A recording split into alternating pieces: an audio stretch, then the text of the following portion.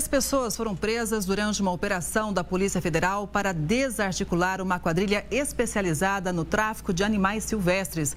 O faturamento pode ter chegado a 14 milhões de reais.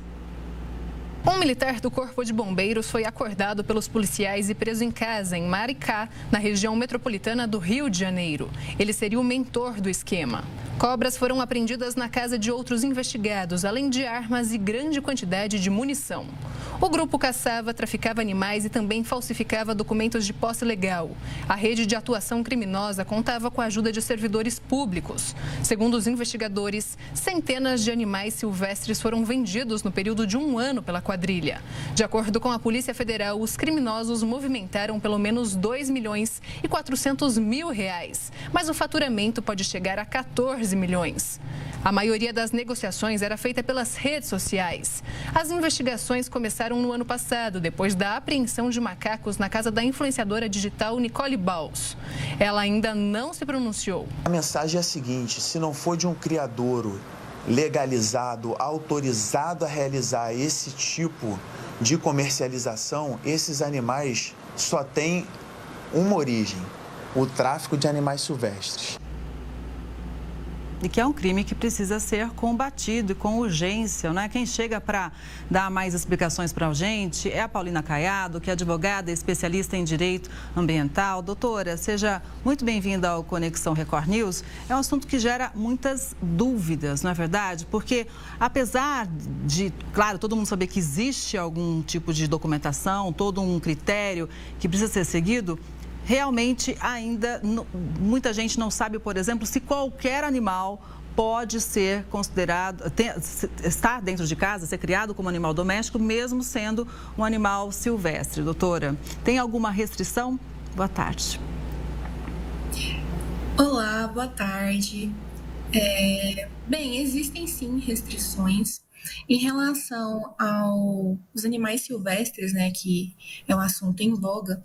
Existem algumas listas ali no próprio site do IBAMA que nós podemos consultar, que falam animais que não precisam realmente de uma regulamentação, apesar de serem animais não tão comuns quanto um gato, um cachorro, essas questões. Em relação aos animais que não estão nessa lista, como foi falado anteriormente aí, só podem ser adquiridos aqueles que vêm de um criatório regularizado pelo IBAMA. Qualquer outro animal, por mais que ele tenha sido criado em cativeiro, que ele não consiga mais viver na natureza se você soltá-lo, ele não pode ser regularizado. Então, ele tem que ser devolvido aí para os órgãos competentes. E essa entrega voluntária também acarreta até na não implicação de penalidades por ter esses animais em posse de forma indevida. Agora, doutora, e quando a pessoa tem toda a documentação, porém o espaço dentro da casa não é adequado? Também pode ter problemas? Pode ser alvo de denúncia? Olha, em relação a essa questão, nós podemos falar um pouco de maus tratos. Até porque quando nós adquirimos um animal silvestre, nós temos que fazer uma profunda pesquisa sobre o que é esse animal, quais são as necessidades deles. Lembrando que até veterinários não são os mesmos que a gente encontra para os cães, gatos, animais mais comuns. Eles precisam ser especializados. Então, pode ser considerado maus tratos o não acesso a um veterinário, o não acesso a uma alimentação adequada, um lugar realmente muito pequeno ou insalubre.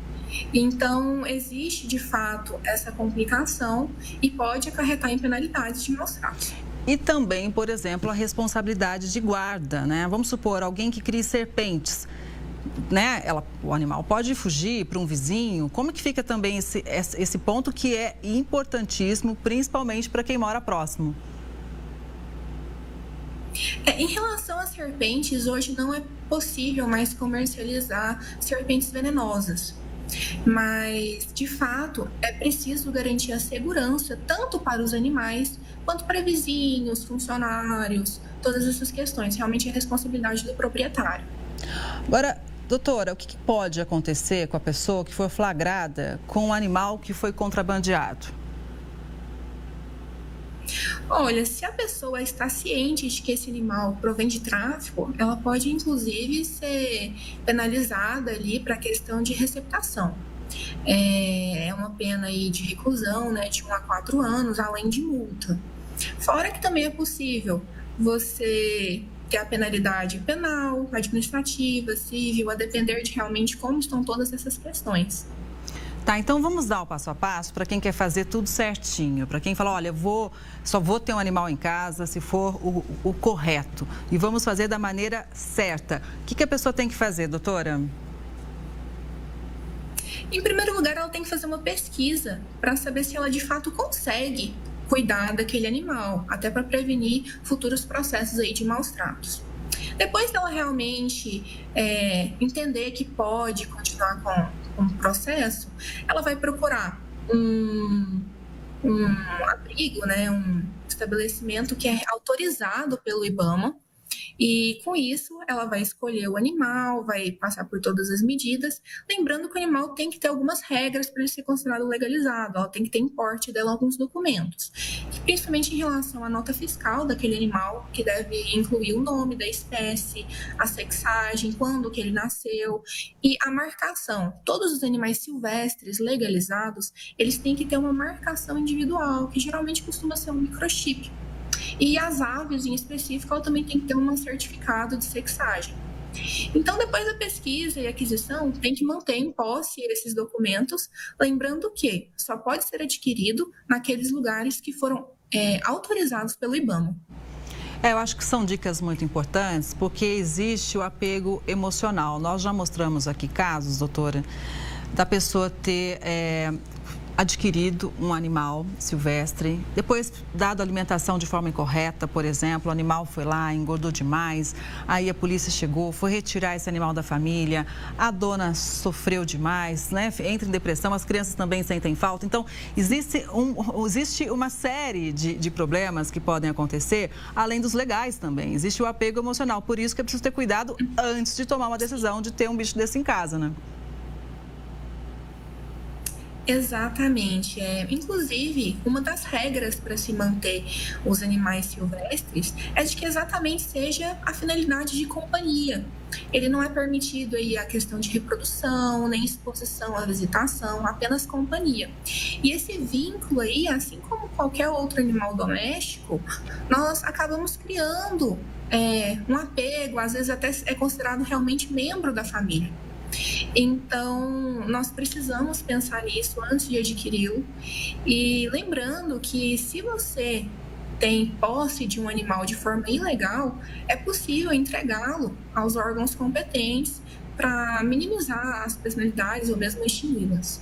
Ok, então, orientações importantes. Muito obrigada, doutora, pela participação aqui hoje no Conexão Record News.